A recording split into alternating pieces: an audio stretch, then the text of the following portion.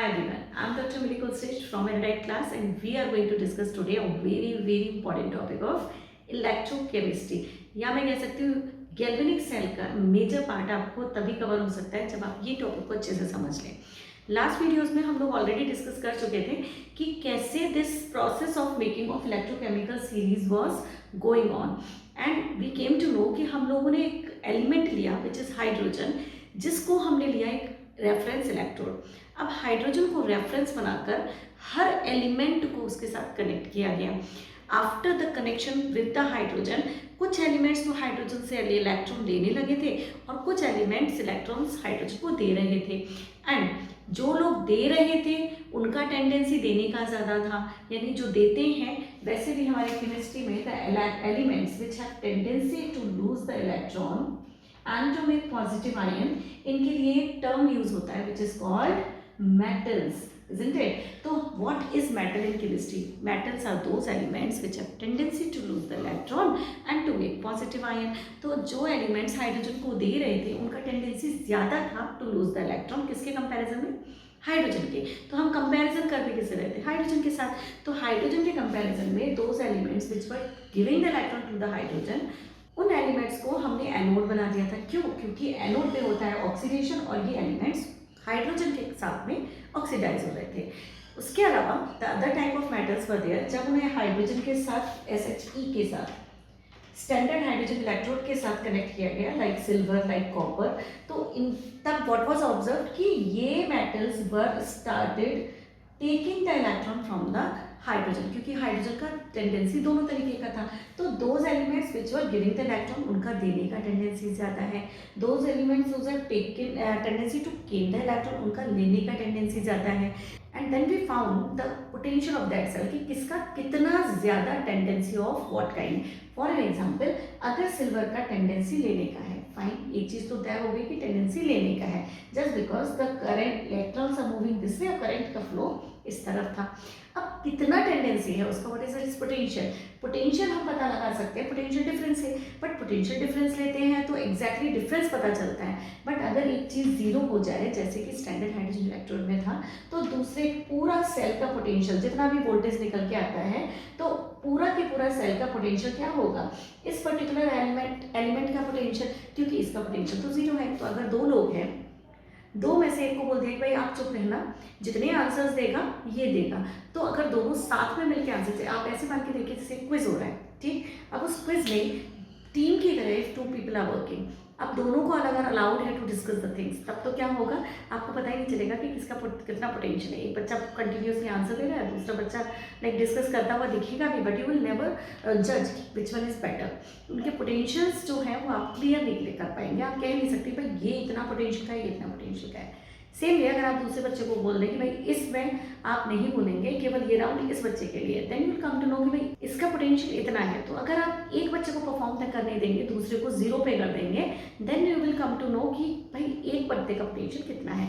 Same way हम लोगों ने क्या किया था, यहाँ पे शी को जीरो पे मान लिया था और कहा था भाई इस सेल में जितना भी इलेक्ट्रॉन दिया जा रहा है वो हो रहा है इस सिल्वर की वजह से। अब लिया दिया का कॉन्सेप्ट क्लियर है, क्योंकि ये तो ले रहा है, तो इसका लेने का पोटेंशियल कितना है। तो जितना भी यहाँ पे पोटेंशियल डिफरेंस आता है या वोल्टेज ऑफ द सेल आता है, वो सारा वोल्टेज किसकी वजह से है, सिल्वर की वजह से, क्योंकि ये ले रहा है उतना इलेक्ट्रॉन। तो इसकी वजह से जो सेल मिली और उसका जो वोल्टेज मिला, उसने डिसाइड किया कि this is the potential of silver to take the electron from the hydrogen. तो कितना इसका पोटेंशियल निकला, मान लीजिए सेल का वोल्टेज निकला 0.80 वोल्ट्स, तो वो 0.80 volts is the tendency of the silver to get reduced, क्योंकि ऑक्सीडाइज क्या हो रहा है यहाँ पे this hydrogen is converting into H+ ion, क्योंकि इलेक्ट्रॉन इसको देने हैं तो भाई इसको हाइड्रोजन गैस को कन्वर्ट होना पड़ेगा इनटू H+ आयन। अब दूसरी तरफ क्या हो रहा है, ये सिल्वर आयन जो कि सोल्यूशन में थे, they will gain the electron and will convert into silver metal. तो ये दे रहा है, ये ले रहा है, बट कितना देगा, वो जीरो है, हम जीरो पे ले लिए, कितना खिंचवा, ये अब खुद कितना ड्रॉ करेगा उससे, उसका पोटेंशियल है उसका लेने का। तो कितना पोटेंशियल था लेने का, 0.80 वोल्ट्स। तो इसलिए सिल्वर का पोटेंशियल मान लिया 0.80। अब मान लीजिए कि भाई दूसरा मेटल लगाया तो पता चला कि भाई अब की बार वोल्टेज आ रहा है 1.36 वोल्ट, यानी इसका टेंडेंसी तो और ज़्यादा है, ये और ज़्यादा लेता है। अब अगर ये एलिमेंट आपका क्लोरीन है, सपोज क्लोरीन को हाइड्रोजन के साथ कनेक्ट किया तो हमें पता चला भाई सिल्वर क्या लेता था, इससे ज़्यादा क्लोरीन लेना है, तो इसका मतलब सिल्वर से ज़्यादा लेने का पोटेंशियल किसका है, क्लोरीन का। तो इस तरीके से every element was connected with the hydrogen, और हर एलिमेंट का पोटेंशियल ईदर टू टेक और टू गिव वो लिया गया और उसको सीरीज में एक पर्टिकुलर फॉर्मेट में लगा दिया गया, एक टेबल बना दिया। This table is going to tell you about the like comparative strength of the elements as an oxidizing agent, as a reducing agent, या as a better metal or as a better non-metal, like that. तो इस table को समझना it is the most important task in this chapter. इस table को once you understand, it will be very easy for you to like solve the questions related with this particular topic. ठीक है, तो सबसे पहले इस सीरीज को समझते हैं और इसके इंपॉर्टेंट को हैंड टू हैंड देखते जाएंगे। Now look at the series. इस सीरीज में यहाँ पे जो दिया हुआ है दिस इज हाइड्रोजन। ठीक, अब हाइड्रोजन के साथ ऊपर और नीचे जो वैल्यूज दी हुई हैं वो मैंने सर्किल कर रखी हैं। एनसर्किल्ड वैल्यूज में you can see the two colour circle. First one, ये ऊपर की साइड जितने सर्किल हैं वो सब ब्लैक से सर्किल हैं, और नीचे वाले जितने भी सर्किल हैं वो कैसे हैं, रेड में। अब क्या डिफरेंस है, द डिफरेंस इज देयर कि ये जो नीचे वाले हैं ना, अगर आप इन्हें आइडेंटिफाई करने की कोशिश करेंगे, these are those metals which you have seen in your reactivity series जो आपने 10th क्लास में पढ़ी थी। तो चेक करिए जरा, lithium, sodium, magnesium, aluminium, everyone knows that these are the very good metals. तो ये इतने अच्छे मेटल्स हैं जिनको हम वेरी रिएक्टिव मेटल में रखते थे। तो ये वो सीरीज दिख रही है आपको, अगर मैं नीचे से ऊपर चलती हूँ तो चेक करिए जरा, लिथियम, मैंने करिए फ्यू एलिमेंट्स मैंने लिखे हुए हैं, लिथियम है, फिर क्या है सोडियम, फिर क्या है magnesium, and then aluminium, then zinc, iron, मैंने कुछ मिस किए हुए हैं, बीच में छोड़े हुए हैं, और फिर निकिल है, after that we have hydrogen, फिर है copper, then silver, then gold is also there. यहाँ पे सिल्वर के साथ गोल्ड मैंने दिया नहीं है, मैंने बहुत कम लिखे हुए हैं यहाँ पे, so that it will be visible to you clearly. तो यहाँ पे जो सीरीज दिख रही है ये कुछ वैसी ही सीरीज है जो सीरीज आपने 10th क्लास में पढ़ी थी as a reactivity of the matter, reactivity series of the matter. ये वही सीरीज है बट आपको थोड़ी उल्टी दिख रही है, उसका रीज़न उससे कोई फर्क नहीं पड़ता, because we are talking about the values hidden here. और वहाँ हम क्या पढ़ रहे थे, कौन सा अच्छा मेटल है से कौन सा मेटल नीचे आते आते कैसे चेंज होता है मेटल का टेंडेंसी। ऊपर वाला metal is the better metal, नीचे नीचे आते आते आपका मेटल का मेटालिक टेंडेंसी कम होता जाएगा। बट यहाँ पे हम वैल्यूज पे काम करने वाले हैं तो ऊपर नीचे से फर्क नहीं पड़ेगा, you just observe the table what is this trying to say. ठीक है, तो ये जो सीरीज है, इस सीरीज में ये हाइड्रोजन के ऊपर वाले मेटल्स आते हैं which are, I have encircled the voltages of these cell with the elements with the black pen। ठीक है, these all elements above the hydrogen जिनकी वैल्यूज आपको कैसे दिख रही हैं, पॉजिटिव, वोल्टेज कैसे दिया हुआ है, पॉजिटिव। तो these are those elements those who have taken the electron from the hydrogen।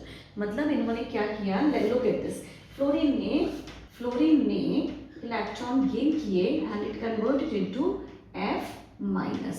This is what, this is reduction, this is what, this is reduction. Zero से माइनस में आना, ऑक्सीडेशन नंबर का कम होना इज रिडक्शन। इलेक्ट्रॉन लिए, किससे लिए होंगे, hydrogen के साथ कनेक्ट किया होगा, उसमें लिए होंगे, तो हमने कहा भाई इसका लेने का टेंडेंसी इज पॉजिटिव, इसका लेने का टेंडेंसी पॉजिटिव है, मतलब ये लेने का टेंडेंसी ज़्यादा रखता है। On the other hand side check this out, zinc का देखते हैं ना, इसका जितने भी नीचे एलिमेंट दिए हैं these from the hydrogen those who are at the down side, उन सब एलिमेंट्स में आपको माइनस मार्क दिख रहा है। फाइन, तो अब मतलब क्या, यहाँ पे we are talking about in a single way tendency. क्या ये एलिमेंट हाइड्रोजन से इलेक्ट्रॉन लेंगे, यस, दिस टाइप ऑफ ऊपर वाले, या देंगे या नहीं लेंगे, ऐसा बोलते हैं। तो क्या देंगे, इलेक्ट्रॉन हाइड्रोजन से लेंगे, yes, positive, answer is positive. और क्या ये हाइड्रोजन से लेंगे, ये तो देंगे। तो दिस इज व्हाट, नहीं देंगे, नहीं लेंगे इलेक्ट्रॉन, यानी कि दे डोंट हैव। अब यहाँ पे चेक करिए what is the equation given there, Zn+2 is gaining the electron to form zinc and the voltage is given here 0.76 volts. Is it positive? No, it is negative. इसका मतलब क्या हुआ कि ये ऐसा ऐसा नहीं करेगा। मीन्स कि zinc is not going to get reduced with hydrogen, बल्कि ये जिंक हाइड्रोजन को इलेक्ट्रॉन देगा। Zinc is a good metal and it has more tendency to give the electron. तो आप आई थिंक ये समझ पा रहे हैं कि यहाँ पे हमें दो चीज़ें दिखाई दे रही है। पहली चीज़, हाइड्रोजन इज अ रेफरेंस जो कि बीच में रखा हुआ है। कुछ elements are there at the another side जहाँ पे सबकी वैल्यूज पॉजिटिव हैं, और यहाँ पे जो सीरीज दी हुई है, इस सीरीज पे लिखा है E नॉट रिडक्शन। तो this is very important part कि E नॉट रिडक्शन का मतलब यहाँ पे क्या है, रिडक्शन पोटेंशियल। तो मतलब E क्या है, पोटेंशियल, E नॉट क्या है, standard, means it is done. तो जितना भी ये सीरीज बनी है, ये किस कंडीशन में बनी है, 1 बार प्रेशर पर, 298 केल्विन टेम्परेचर पर and 1 m concentration of the electrolyte लेने पर। And E not is represented की कंडीशंस वही हैं, सब स्टैंडर्ड कंडीशन में है। E नॉट ऑफ रिडक्शन जो आपको दिख रहा है लिखा हुआ, इट मीन्स दैट कि जितने हम बस रिएक्शन की बात, रिडक्शन की बात कर रहे हैं, हम रिड्यूस करा के देखेंगे। अगर वो रिड्यूस हुआ, उसका रिड्यूस होने का पोटेंशियल है, यानी कि it has tendency to gain the electron, क्योंकि gain of electron is called reduction. अगर वो रिड्यूस हुआ तो we have written down the positive tendencies, यानी हाँ ये रिड्यूस होता है। अगर वो रिड्यूस नहीं हुआ हाइड्रोजन के कंपैरिजन में, then we have written down नहीं, ये रिड्यूस नहीं होता है, इसका टेंडेंसी इज नेगेटिव। क्लियर? तो ये सारे element have tendency not to get reduced, ये वाले elements have tendency to get reduced.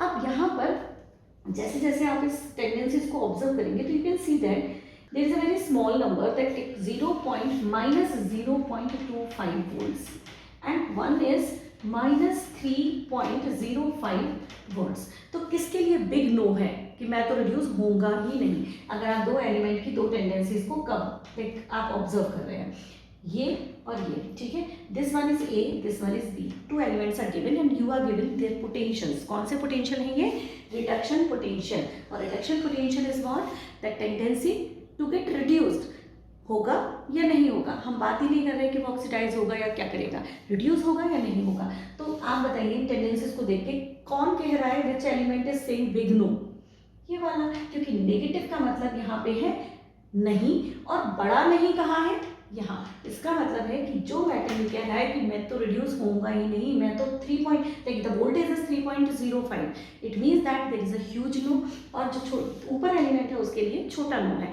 It means what कि निकेल और लिथियम को अगर मैं कनेक्ट कर देती हूँ, तो मैंने क्या कनेक्ट किया, ए को बी से कनेक्ट किया। इन दैट केस ये दोनों ही मेटल हैं, दोनों का ही हाइड्रोजन से तो दोनों अच्छे, लेकिन दोनों का ही टेंडेंसी क्या है, नॉट टू गेट रिड्यूस। लेकिन अगर इन दोनों को कनेक्ट कर दिया तो डेफिनेटली जिसका टेंडेंसी ज़्यादा है वो जीतेगा, जिसका टेंडेंसी ज़्यादा है टू गिव द इलेक्ट्रॉन, वो इलेक्ट्रॉन देगा, वो नहीं मानेगा क्योंकि उसका टेंडेंसी है। तो जब ए और बी में कंपैरिजन करना होगा तो बी क्या करेगा, बी देगा, और ए को लेना पड़ेगा बिकॉज दे आर कनेक्टेड। तो ये जो फ्लो है वो यहाँ से यहाँ होगा, तो बी बन जाएगा, बी का क्या हो रहा है, oxidation, because B is going to lose the electron and it will convert into its oxidize state. तो ए क्या करेगा, एक जो सोल्यूशन होगा उसमें से A will gain the electron and will convert into a element metal state में। इसका मतलब क्या हुआ कि B is going to work as a anode, क्योंकि एनोड पे होता है ऑक्सीडेशन, और A is going to work as a cathode, क्योंकि कैथोड पे होता है रिडक्शन।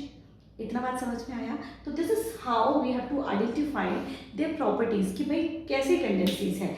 फ्लोरीन का टेंडेंसी देखिए यहाँ पे 2.87 volts with the hydrogen to get reduce, मतलब हाइड्रोजन से भी वो इतना सारा ले लेगा, इसका मतलब it has very huge tendency to gain. इसका मतलब है it is a non metal, क्योंकि non metals are the elements which are tendency to give and the metals are the elements which are tendency to give. तो क्या in general मैं आपको ये statement दे सकती हूँ कि हर नीचे वाला, क्योंकि it is a better metal, can lose the electron if it is going to get connected with the upper side metal. अगर मैं कनेक्ट करती हूँ लिथियम को सोडियम के साथ, तो लिथियम देगा, सोडियम देगा, because the tendency to get oxidize is more for the lithium. अगर मैं कनेक्ट करती हूँ सोडियम को विद निकेल, तो सोडियम देगा, निकेल देगा।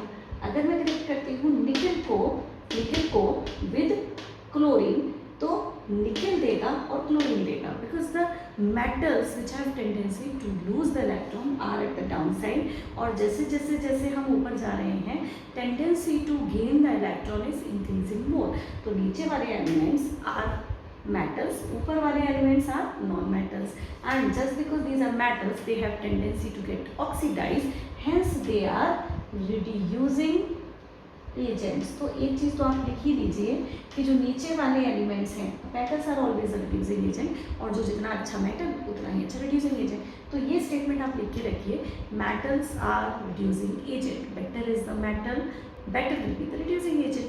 तो यहाँ पे आप लिख दीजिए reducing agent कैसा, बेस्ट, कौन, जिसका वैल्यू नेगेटिव में सबसे बड़ा है। यहाँ आप लिख सकते हैं ऑक्सीडाइजिंग एजेंट।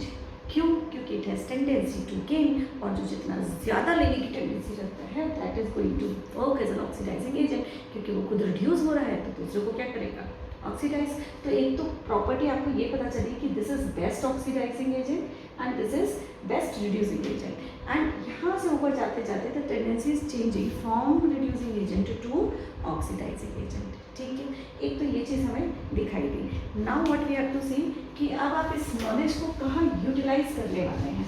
तो लेट अस सी नाउ कि what is the use of this electrochemical series. तो वेरी फर्स्ट यूज जो आप अभी हम लोग बार बार डिस्कस कर रहे थे कि आप relative strength of the metals check कर सकते हैं। तो this electrochemical series is going to tell you the relative strength of the metallic character, which one is the better metal, down side one, या जितना ज़्यादा नेगेटिव जिसका value, तो छोटा नंबर या नेगेटिव वैल्यू जितनी ज़्यादा होगी वो मेटल सबसे अच्छा होगा। सेकेंड इंपॉर्टेंट थिंग इज कि अगर आपको याद हो 10th में हम लोग एक रिएक्शन लिखते थे जैसे HCl plus zinc ZnCl2 plus hydrogen. Remember that in this reaction hydrogen is released only in the case of when you are reacting the acid, dilute acid we have taken here, dilute acid को जब आप react कराते हैं with a metal which is present above the hydrogen in the reactivity series। तो अगर आपको याद हो वहाँ पे जैसे अभी मैंने ड्रॉ की थी reactivity series इन्वर्स थी, तो it told you कि हाइड्रोजन से ऊपर वाले metals या मैं कहूँ हाइड्रोजन से better metals can evolve the hydrogen gas from the solution of dilute solution of acid. तो ये क्या था, जिंक लेते तो ये हाइड्रोजन इवॉल्व होता, बट अगर आपने सिल्वर ले लिया या कॉपर ले लिया इन दैट केस यानी HCl प्लस कॉपर, इसकी रिएक्शन में हाइड्रोजन इवॉल्व नहीं हो सकता। क्यों? क्योंकि कॉपर, सिल्वर, ये सब मेटल्स क्या हैं, these are less metallic than the hydrogen. जब ये हाइड्रोजन के साथ कनेक्ट होते हैं तो ये हाइड्रोजन को देते नहीं हैं, जबकि ये दिखने में मैटर है बट ये लेते हैं, इसलिए they can not remove the hydrogen, they are less reactive than hydrogen has they can not evolve the hydrogen gas from HCl या किसी भी एसिड से। तो ये आपको पता लग सकता है, आप एक्सप्लेन कर सकते हैं the action of bore metal, the action of metal on the dilute acid solution. ठीक है, तो this was the one application जो आप ऑलरेडी 10th क्लास में काफ़ी पढ़ चुके हैं। अब बात करते हैं नेक्स्ट एप्लीकेशन की, that is you can predict the spontaneity of the reaction, SPONTANEITY, spontaneity of reaction. तो इस सीरीज़ को देखकर, इस इलेक्ट्रोकेमिकल सीरीज़ को देखकर आप प्रिडिक्ट कर सकते हैं कि कौन सी रिएक्शन होगी या कौन सी रिएक्शन नहीं होगी। For an example, if I am taking iron and I am reacting it with the nickel plus, then Fe+2 and Ni will be formed or not. Predict whether this reaction is okay or not. So check this out. Iron is getting oxidized in this reaction and nickel is getting reduced in the reaction. Iron का oxidation state 0 था, nickel iron का oxidation state +2 हो गया, मतलब it is an oxidation. निकल was at +2, अब ये क्या हो गया 0, तो इसका क्या हुआ रिडक्शन। तो क्या ऐसा पॉसिबल है कि आयरन और निकल को मैं रिएक्ट करूँ तो आयरन ऑक्सीडाइज हो और निकल रिड्यूस हो जाए? चेक करते हैं। अगर आयरन की इलेक्ट्रिक पोटेंशियल्स का वैल्यू कंपैरेटिवली ज़्यादा नेगेटिव होगा तो आयरन बेटर मेटल होगा। और चेक करिए सीरीज़ में, here is your iron and here is your निकल, तो इन दोनों में से किसका ज़्यादा नेगेटिव है वैल्यू? जो ज़्यादा नेगेटिव वैल्यू वाला that is the better metal, that is a better metal. और बेटर मेटल मतलब has tendency to lose the electron. तो इन दोनों में से कौन लूज करेगा? आयरन। तो ठीक है, iron is losing and getting oxidised, nickel is reduced, because it is gaining the electron. तो ये आपकी रिएक्शन फिजिबल होगी, यानी कि रिएक्शन होगी। इन केस अगर मैं आपको ये रिएक्शन लिख के देती and if I am asking you what will be the product, तो आप कहेंगे ये रिएक्शन नहीं हो सकती, कोई प्रोडक्ट नहीं मिलेंगे, जो जैसा है वैसा ही पड़ा रहेगा। वाई? क्योंकि निकिल रिएक्ट Fe+2 की प्रेजेंस में, Fe+2 को मिले तो FeCl2, ठीक है। अब ये FeCl2 की प्रेजेंस में निकिल को जब रिएक्ट करती हो तो nickel is not having that power, क्योंकि निकिल का पावर, ठीक है, निकिल का पावर आयरन के कंपैरिजन में कम है। तो आयरन तो कर सकता था निकिल को ऑक्सीडाइज, बट निकिल कैन नॉट रिलीज दिस Fe+2 from Fe+2 to Fe0, यानी फ्री, इसको निकिल फ्री नहीं कर सकता, क्योंकि more reactive matter can displace less reactive matter from its own salt solution. तो निकिल तो can not do this, but iron could have done this, क्योंकि iron is a better metal than the nickel, ठीक है। तो आपको spontaneity of the reaction मिल सकती है। इसके अलावा अगर इस क्वेश्चन को मैं ऐसे देखती हूँ कि मैं निकिल सल्फेट के सोल्यूशन को कैन आई कीप या can I store nickel sulphate का सोल्यूशन इन आयरन वेसल, तो क्वेश्चन इज क्या मैं आयरन के वेसल में, आयरन के बर्तन में निकिल सल्फेट के सॉल्यूशन को रख सकती हूँ, यस और नो? तो आप कहेंगे आई डोंट नो क्या कहेंगे, बट रिएक्शन कैसे लिखेंगे कि आयरन का वेसल है, निकिल सल्फेट में निकिल NiSO4 Na+2 स्टेट में है, यानी कि सल्फेट में अगर हटा देती हूँ तो आपका रिएक्शन ये है। बताइए रिएक्शन फिजिबल है या नहीं है? अगर रिएक्शन हुआ तो ये सारा आयरन क्या करेगा, निकिल के एलिमेंट से, निकिल Na+2 से रिएक्ट करना शुरू कर देगा और खुद कन्वर्ट होता जाएगा इनटू आयरन सल्फेट। तो क्या होगा, Na+2 will convert into nickel and iron will convert into Fe+2, यानी आपको मिल जाएगा FeSO4 और निकिल NiSO4 कन्वर्ट हो जाएगा into निकिल। तो this reaction is possible, yes it is possible. क्यों? क्योंकि iron is more reactive than nickel. तो आयरन निकिल को उसके सॉल्ट में से रिलीज कर सकता है। तो इसका मतलब ये हुआ कि ये रिएक्शन हो जाएगा, बट इस रिएक्शन के होने से हमारा नुकसान हुआ, just because I was asking you कि क्या हम इस बर्तन में, आयरन के बर्तन में निकिल सल्फेट को रख सकते हैं? तो your answer is no. Why? Because nickel sulfate will react with the iron, या मैं ऐसे बोलूँ that iron will react with the nickel sulfate solution and the vessel will be spoiled after a certain time. You will find some holes that they are spoil हो जाएगा, corrode हो जाएगा vessel, क्योंकि ये reaction start कर देगा। तो that is why we cannot keep the nickel sulfate solution in iron vessel। हाँ, iron sulfate को आप निकिल में रख सकते हो, क्योंकि iron sulfate से निकिल react नहीं करेगा, क्योंकि nickel is lesser reactive than the iron। I hope clear है। Now let us see the next application। इस पर्टिकुलर चैप्टर के लिए this application is very important and that is to calculate EMF of galvanic cells. तो ये बहुत बहुत बहुत important है कि आपकी सेल का EMF you can calculate using these values. ये EMF क्या होता है, यानी voltage of the cell, voltage of galvanic cell. अब वोल्टेज ऑफ गैल्वेनिक सेल, कौन सी सेल, किस तरीके की सेल होगी उस पर डिपेंड करेगा। फॉर एग्जाम्पल, किसके कनेक्शन किसके साथ किए हैं। If I am taking zinc and I am connecting it with the silver, okay, zinc को I have dipped in 1m solution and at 298 kelvin, ठीक। बिल्कुल ऐसे ही सिल्वर को भी I have dipped in silver solution जिसका concentration भी 1m है और temperature is 298 kelvin. When these two are connected, अब इन दोनों को जब कनेक्ट करेंगे तो जो बेटर मेटल होगा वो क्या करेगा, वो इलेक्ट्रॉन देगा और जो दूसरा मेटल होगा वो इलेक्ट्रॉन लेगा। अब यहाँ पर विच one is a better metal, तो चेक करेंगे कि जिंक का पोटेंशियल क्या है।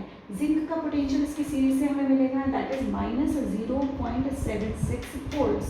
क्या है, जिंक का E0 रिडक्शन है। क्या है ये, E0 reduction, the tendency of the zinc to get reduced. क्या है, नहीं है, ये रिड्यूस नहीं होगा, ये क्या होगा, ऑक्सीडाइज होगा। तो ये इतना हुआ हमारा E0 of reduction for the silver. क्या है, चेक करिए, इट इज 0.80 वोल्ट। तो क्या है ये, पॉजिटिव, मतलब ये होगा रिड्यूस। तो this is going to give the electron and this is going to gain the electron. जहाँ इलेक्ट्रॉन दिया जाता है वो होता है anode and those who gives the electron are cathode. इसने दिया, इसने लिया, मेरा सेल कंस्ट्रक्ट हो गया। What will be the voltage of the cell? Cell का वोल्टेज आप कैलकुलेट कर सकते हैं by the formula called E of the cell। ये जो E है EMF, ये E नॉट है because it is everything is taken in the standard condition. जो आपने लिस्ट यूज़ की है वो स्टैंडर्ड इलेक्ट्रिक पोटेंशियल की है। तो E not of the cell या वोल्टेज ऑफ द सेल या EMF of the cell is equal to E not of the cathode minus E not of anode. ठीक है, तो this way you can calculate the EMF of the cell. तो क्या हुआ, E of the cathode किसे लिया था हमने 0.80 minus 0.76, value minus minus positive, तो आपका जो EMF है वो कैसा आने वाला है, पॉजिटिव। इसका मतलब है जो आपका वोल्टेज है वो यहाँ से आप कैलकुलेट कर सकते हैं सेल का using the values given in the electrochemical series. तो ये है आपका use of the electrochemical series. If you like this video please hit the like button, share it and subscribe to my channel. आगे इस electrochemical series में बहुत कुछ है पढ़ने को and I will make sure that I will make it easy for you. Thank you very much.